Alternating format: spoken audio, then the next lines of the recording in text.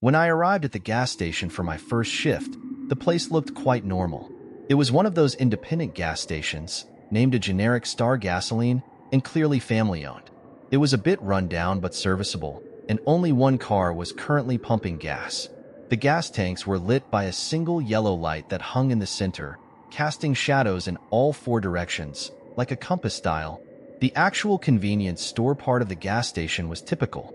The glass windows were plastered with sun-bleached advertisements for cigarettes, energy drinks, and a 2 hot dogs for 99 cents deal. The tinkle of a bell chimed when I pushed open the convenience store door, and I was met with the smell of slightly old hot dogs that had been sitting under a heat lamp all day. Looking over, I saw that there was no one at the counter, but a lady who looked like she was in her 50s waved at me from the back of the store as she was sweeping up. The store was a little larger than a typical gas station convenience store. The interior was what you would expect, except for one thing. There was a clock and an old TV screen lined up on each side of the room, showing security camera footage of the gas pumps. It seemed unnecessary.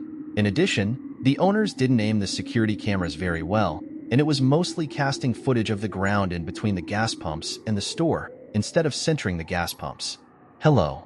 You must be Alex. I was taken out of my thoughts and looked forward. I know that my husband originally interviewed you. We've been trying to find a person to do this night shift for months, and I dare say I'm getting too old to stay up that late. But you're young, so you'll be fine. She wiped her hands on her pants before reaching out her hand to shake mine. I'm Anne. Nice to meet you. You can go ahead and set your things behind the counter, and I'll show you around real quick. I know you've already worked at a gas station before, so I won't bore you. We just needed someone who was good at following directions. The little lady moved quickly for someone her size. She seemed eager to get me started so that she could finally go home and enjoy a normal sleep schedule. Cleaning supplies are back here in this closet. Mops and brooms are hung on the left. Bathroom is on the right. It's just a single toilet room. I peeked inside. The bathroom was just about what I expected a gas station bathroom to look like. The walls were all scratched up from druggies, probably sketching their initials all over it, and the tiles had a nasty brown stain from years of use. But it smelled clean at least, like bleach. And there was hand soap, which wasn't always a guarantee whenever I used a gas station bathroom. I'll give you a list later with the cleaning tasks and when to do it, since you'll be closing up. Finally, she led me back to the front, showed me how to use the cash register and the debit card machine, and we were just about done. She dug into her pockets and pulled out a pair of keys.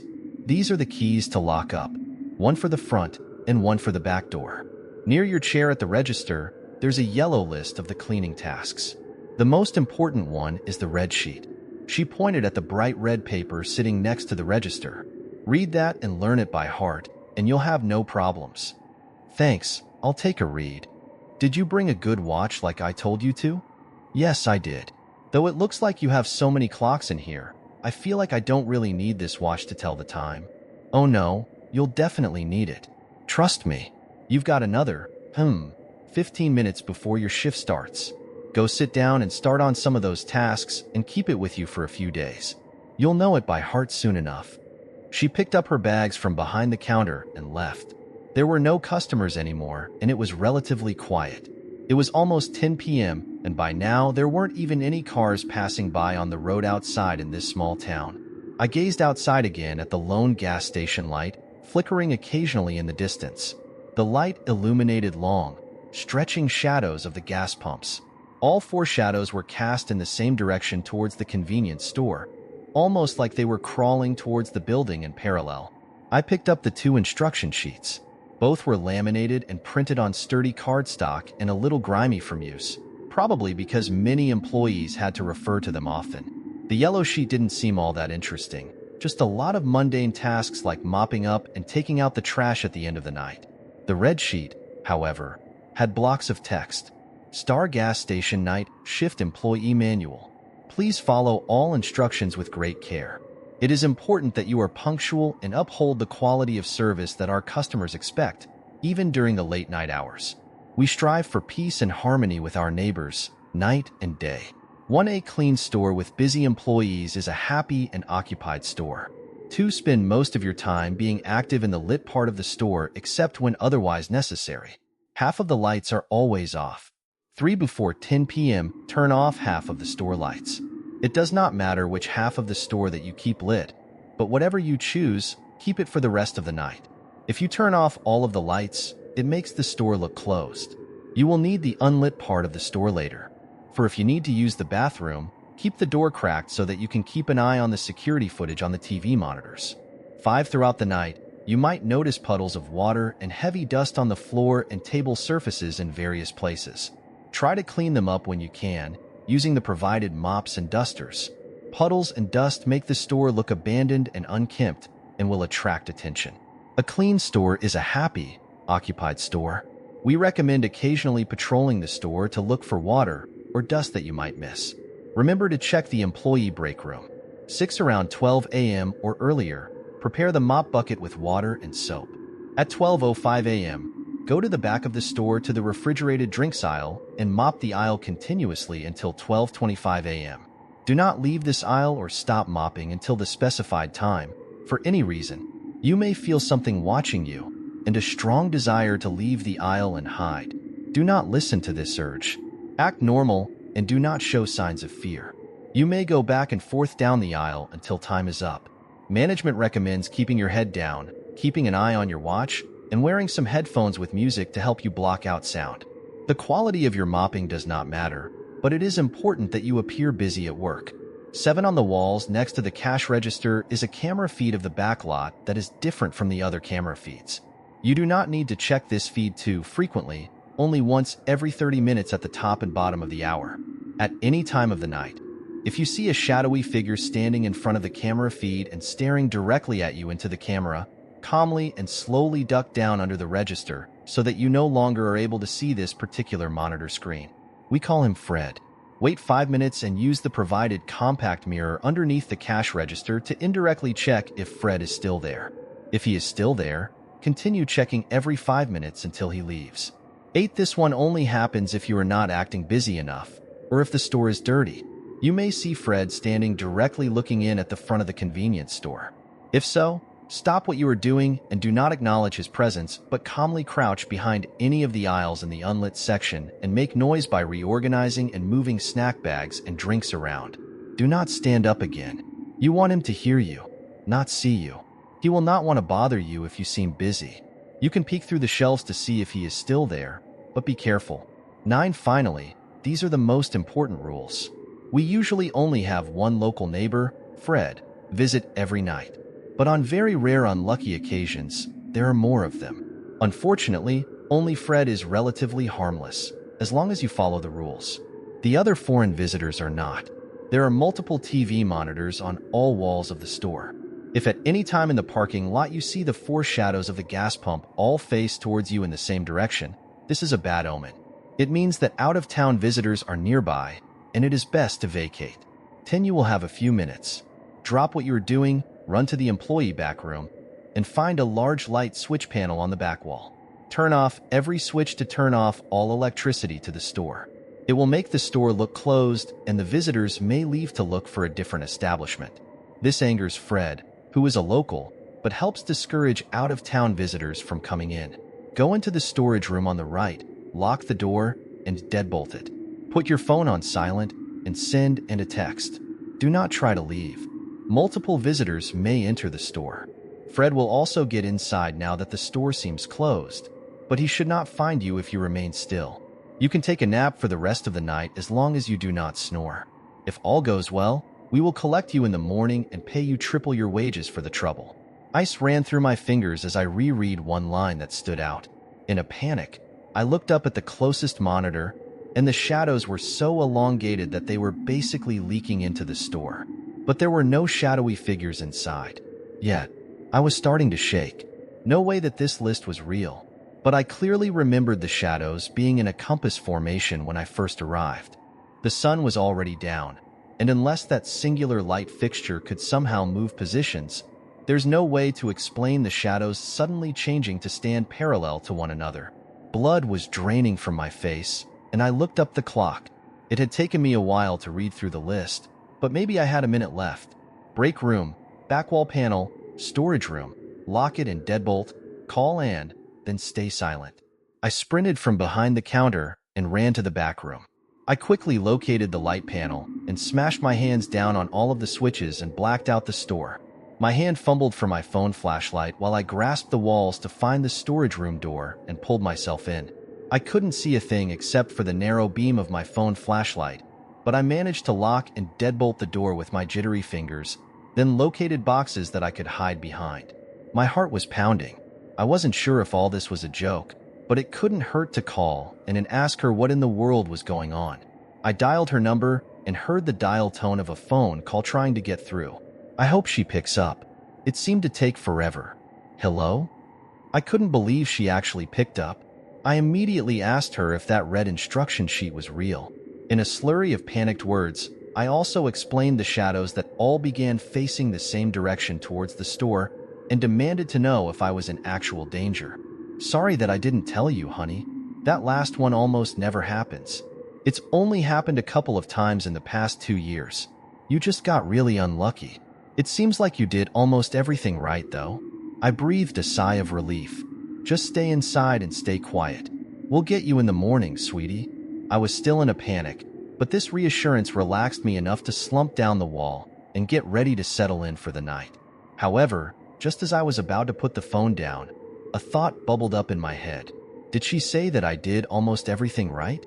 I felt something next to me.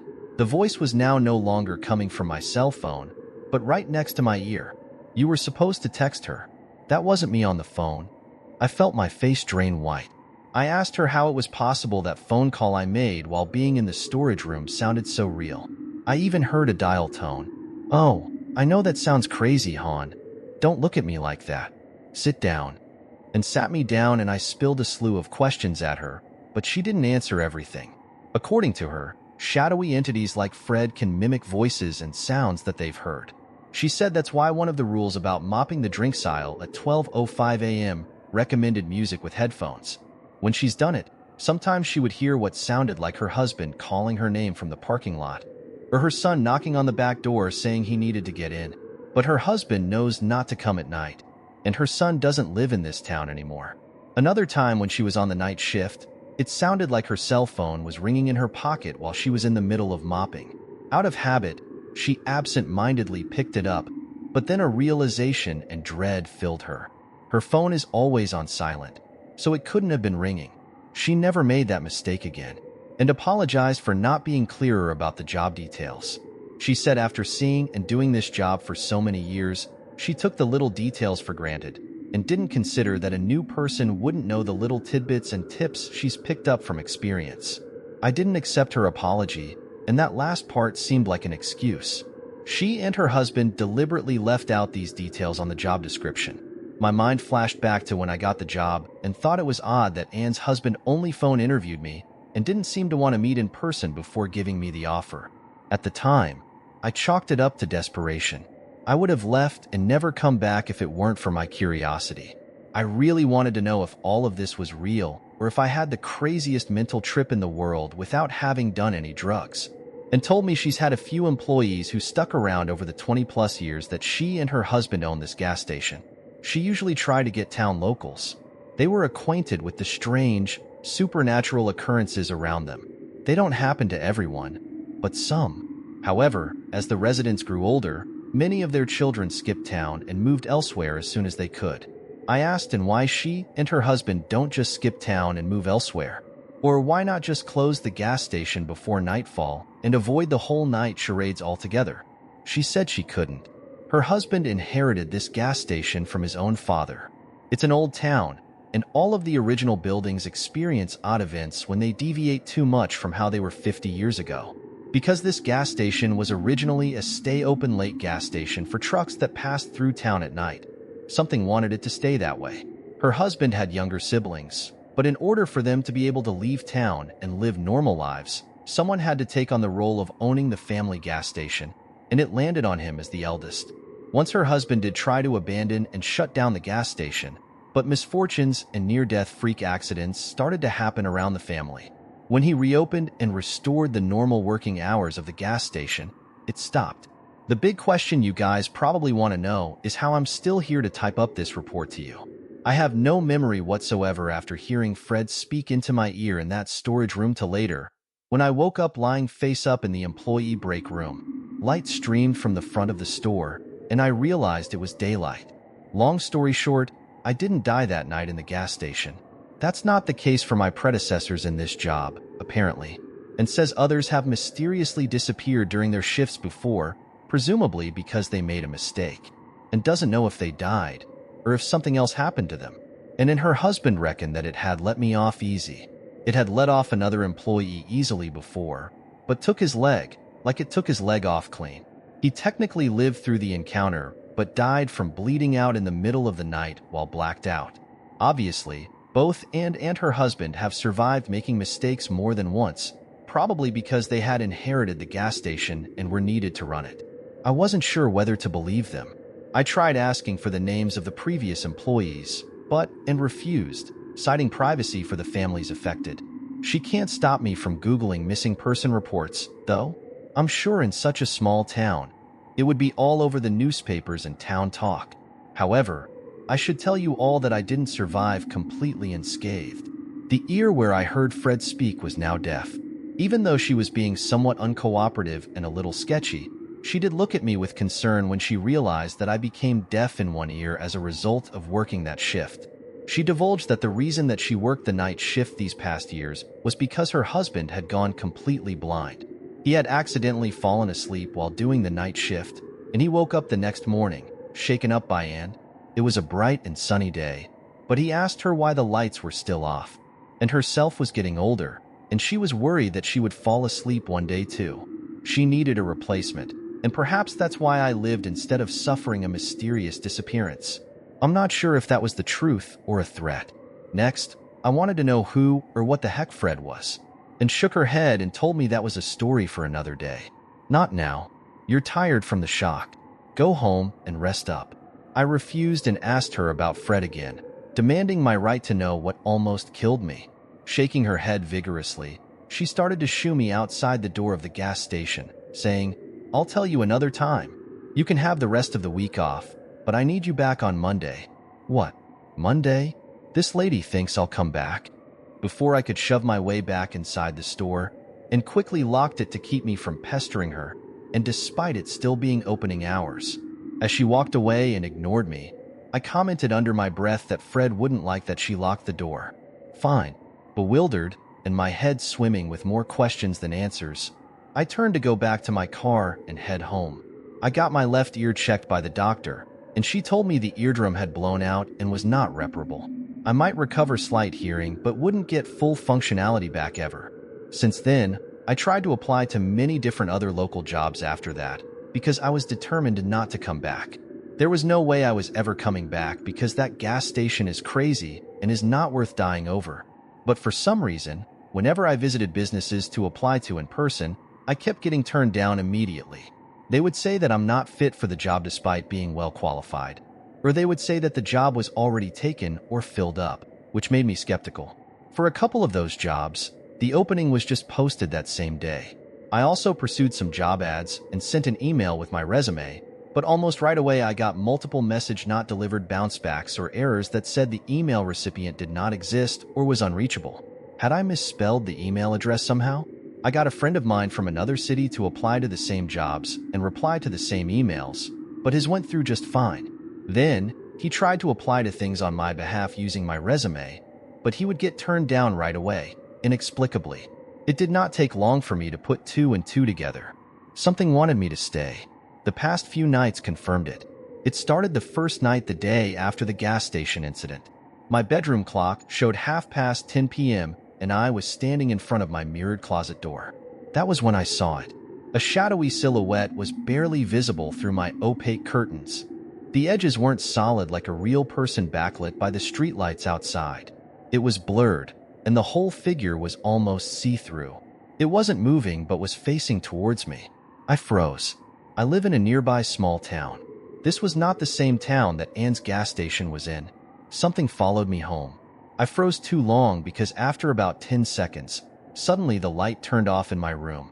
You could hear a pin drop in the silence after that. I dared not turn around, and I felt the sensation of ice crawling across my scalp. I blinked and the silhouette was bigger, like it had gotten closer. If it had a face, it would be right up against my window. Against all of my senses screaming at me not to move, I forced my frozen muscles to jerk awake and ran into the bathroom connected to my bedroom and made a noisy show of washing my face, splashing water, and brushing my teeth as if I were getting ready for bed. In the frenzy, I knocked over my ceramic toothbrush holder and shattered it on the floor with a loud crack. Dread coursed through me, and I was afraid that I would die any second now. I hoped that I made the right decision. However, death did not come for me. Not yet. As I noisily brushed my teeth and splashed water around in the sink, I gradually felt the sensation of icy dread leave me, but I kept up the charade for a few more minutes. Eventually, a sense of aloneness washed over me, and I wondered if the presence had left me alone. I cautiously used my phone camera to check the bedroom window. The figure was gone. I went to bed but did not sleep much that night. Ever since that first night, the figure has revisited me every night, watching me through the curtains. I thought about getting blackout curtains to completely block it out, but feared not being able to see it approaching and being attacked unaware. So, I decided against it, even if it was creepy and gave me a heart attack every night. I eventually figured out that if I went to bed and held still as if asleep before 10 p.m., it would come check in on me and leave without incident. However, as the days grow closer to the coming Monday when I supposedly have to return to work at the gas station, I have been getting an increasing amount of bad luck every day. My car won't start, things oddly misplaced. I lost my keys, then found them later thrown in some bushes. The last straw was when my apartment's front door suddenly stuck in an unlocked position, despite being in fine working condition. Remembering that the gas station's red sheet had said to deadbolt the door when being pursued by the shadowy figures, I didn't take any chances and bought a cheap deadbolt and affixed it to the door. I'm going to go back to the gas station on Monday for one shift. I want to get all of this freaky stuff to stop. I haven't been eating well because of the constant crushing pressure of fear and anxiousness that something is going to happen to me any second now. If you have suggestions, please let me know. Or any suggestions on how to perform Monday's shift perfectly. It feels like there are too many things to keep track of, but I guess if Anne and her husband learned to do it nearly every night for years, I could too. Until then, I am just reminding myself to act natural. Don't be afraid. I am a normal and good citizen. I will go back to work. A busy citizen is a good citizen.